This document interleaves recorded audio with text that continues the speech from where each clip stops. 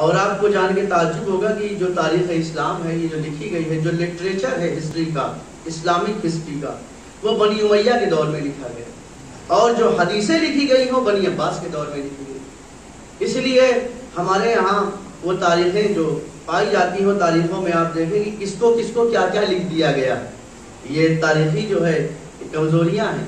اور حدیثوں کا جو انبار ہے وہ بنی عباس کی، اس کی وجہ ہم بتائیں گے، چونکہ دوسری خلافت میں حدیث پہ پابندی لگا دی گئی، اور اس کے بعد 5ویں امام محمد باقر کے دور میں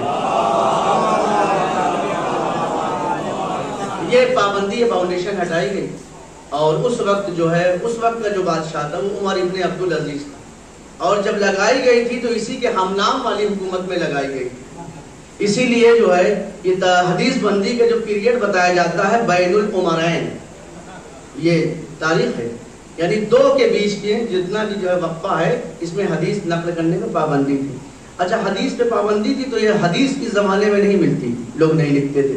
حدیث کا جتنا بھی جو ہے ہمارے پاس مکتوب موجود ہے وہ بنی عباس کے دور کا ہے، اور تاریخ جو ہے وہ بنی امیہ نے خوب قاعدے سے لکھی ہے۔ اسی تاریخ میں لکھنے والے بہت سے تو ہوتے ہی ہیں گودی میڈیا، تاریخ لکھنے والے اس زمانے میں گودی میڈیا موجود تھا، جیسا بتایا گیا سلطان نے بتایا ویسا جو ہے لوگوں نے قلم چلایا۔ لیکن کچھ ایسے بھی ہوتے ہیں کہ جو کئی باتوں میں ایک بات سچ لکھ دیتے ہیں، 10 جملے جھوٹ لکھتے ہیں تو ایک جملہ سچ لکھ دیتے ہیں، کیونکہ وہ اپنی عادت سے مجبور ہوتے ہیں۔ ایسے بھی آج بھی ایسے جرنلسٹ موجود ہیں، چاہے جتنا بھی جو ہے آپ ان کو جو ہے حکومت انہیں دبائے، لیکن کچھ نہ کچھ وہ سچ بولتے چلے جاتے ہیں۔ اس زمانے میں موجود تھے کچھ ایسے تاریخ داں تھے، تو اس تاریخ داں جسے تاریخ طبری کہتے ہیں، حالانکہ تاریخ طبری مشہور ہے اہل سنت کی تاریخ میں کوئی جو ہے فرقہ نہیں ہوتا، تاریخ ہوتی ہے۔ اور اسی طریقے سے تاریخ طبرانی ہے، اور کئی ایسی تواریخ ہیں کہ جنہوں نے کئی مقام پہ ایسے حقائق نکال کے دے دیے ہیں کہ جن کو چھپانے کی اس وقت بھی بادشاہ کوشش کر رہے تھے اور آج کے بھی بادشاہ کوشش کر رہے ہیں۔ ایک تاریخ کا کڑوا سچ یہ ہے کہ یہ بہت زیادہ مشہور، اتنا مشہور کیا گیا کہ ہمارے لوگ بھی یہ مان گئے کہ بنی ہاشم اور بنی امیہ یہ ایک چنے کی 2 دال ہیں، ایک بھائی سے امیہ ہیں اور ایک بھائی سے ہاشم۔ جب تاریخ آپ اٹھا کے دیکھیں گے تو آپ اس کے خلاف نظر آئے گی، اس لیے کہ ممکن نہیں ہے کہ کربلا کے میدان میں کہا جاتا ہے کہ ہاشم اور امیہ بھائی تھے، اور امیہ کی اولاد جو آئی وہ یزید ہے، مثلا یزید ابن معاویہ ابن ابو سفیان ابن حرب ابن امیہ، یہی کہا گیا ہے۔ ادھر سے آپ چلے جائیے مولا حسین و مولا حسن، اور اس کے بعد ابن ابی طالب ابن عبد المطلب ابن ہاشم، ٹھیک ہے، اور اس کے اوپر آپ چلے جائیں گے تو ابن عبد مناف۔ تو تاریخ میں اس طریقے سے گڑبڑ کی گئی کہ شجرہ خبیثہ کو شجرہ طیبہ سے ملایا گیا۔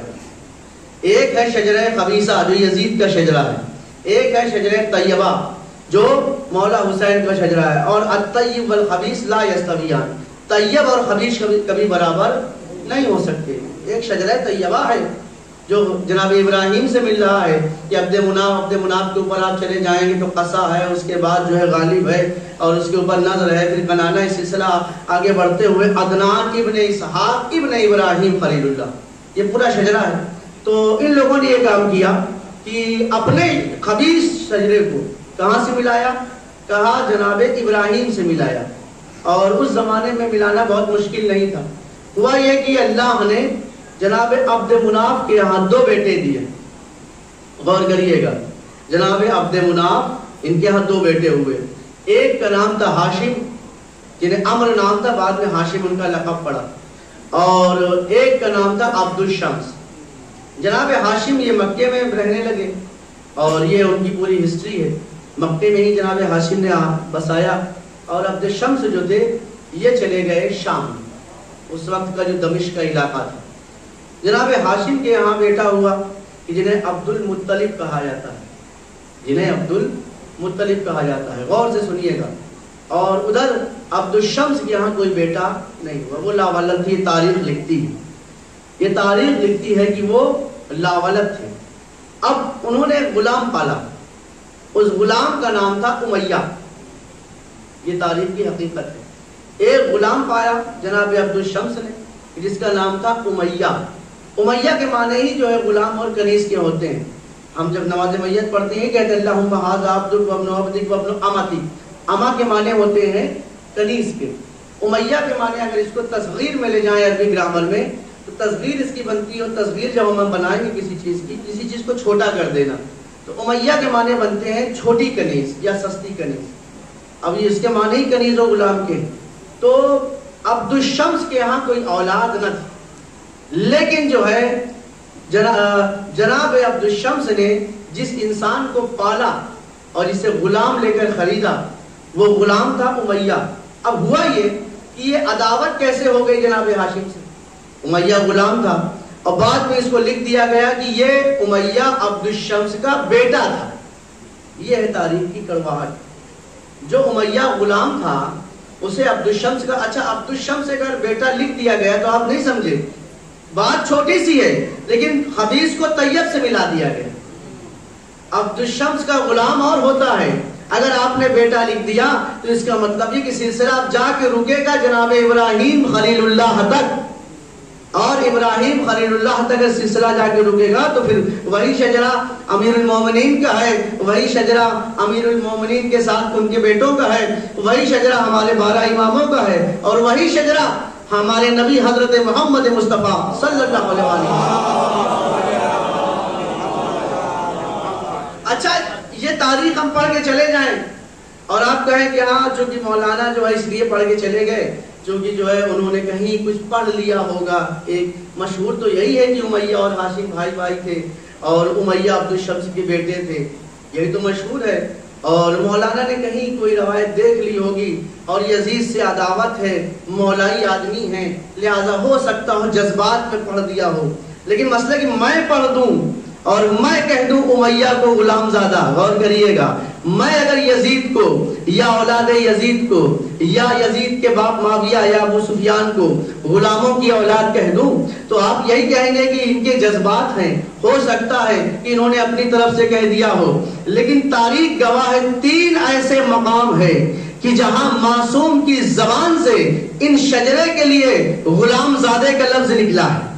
3 مقام ایسے ہیں, اور تینوں مقام ایسے تینوں میں سب سے عمدہ مقام آخری مقام ہے, یاد رکھیے گا.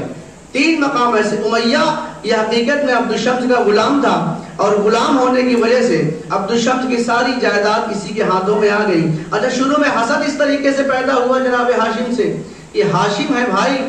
اچھا یہ بھی آپ کو معلوم ہونا چاہیے کہ اگر بیٹا نہیں ہے, بیٹا طبقہ اولیٰ میں ہوتا ہے وراثت میں, اگر بیٹا نہیں ہے تو پالے ہوئے غلام وارث نہیں بنتے, بھائی وارث بنتا ہے. اگر کسی انسان کا بیٹا نہیں ہے تو لاولد ہونے کی وجہ سے لاوارث نہیں ہو جائے گا. اس کے ہاں جو نوکر چاکر کام کرنے والے ہیں وہ اس کے وارث نہیں بن جائیں گے, دیکھا جائے گا کہ اس کا بھائی دنیا میں ہے یا, ہاں یہ الگ بات ہے کہ بیٹا ہوتا تو بھائی وارث نہ بنتا, لیکن اگر بیٹا نہیں ہے تو وارث بھائی. اچھا مسئلہ یہی ہو گیا کہ جب جناب عبد الشمس کا انتقال جناب ہاشم کی زندگی میں ہوا تو امیہ نے ساری جائیداد پہ قبضہ کر لیا, سب کچھ اسی کے ہاتھ میں تھا, اکیلا پالا ہوا غلام تھا امیہ. تو اس نے پھر جو ہے یہ مسئلہ اٹھایا کہ خانہ کعبہ کی چابی جو ہے وہ میرے ہاتھوں میں دی جائے.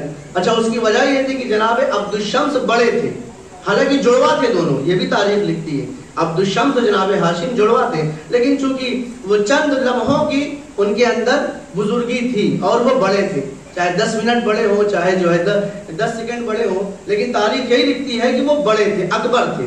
تو اس نے کہا کہ ہم عبد الشمس کے وارث ہیں اور ہم ان کی جائیداد کے وارث ہیں, لہذا یہ خانہ کعبہ کی جو چابی ہے وہ ہمیں دی جائے. اچھا مسئلہ اتنا آسان تو تھا نہیں, بہت زیادہ مسئلہ اٹھا. تو اس وقت مکے میں جو پنچوں کی رائے ہوتی تھی, ہمارے یہاں پنچ بولے جاتے تھے, تو وہاں جو ہے 3 لوگ بیٹھے, 3 ججوں کی بینچ بیٹھی. جب 3 جج بیٹھے اس زمانے میں جو بھی بزرگ رہے ہوں مکے کی, یہ نام نہیں ملتا تاریخ میں, یہ ملتا کہ 3 بزرگ ہستی بیٹھی اور وہ ہستی نہ ادھر سے تھی نہ ادھر سے. تو یہ وقت فیصلہ کیا جائے کہ کعبے کی جو چابی ہے یہ ہاشم کے ہاتھ میں رہے گی یا امیہ کے ہاتھ میں. تو فیصلہ بڑا خطرناک آ گیا.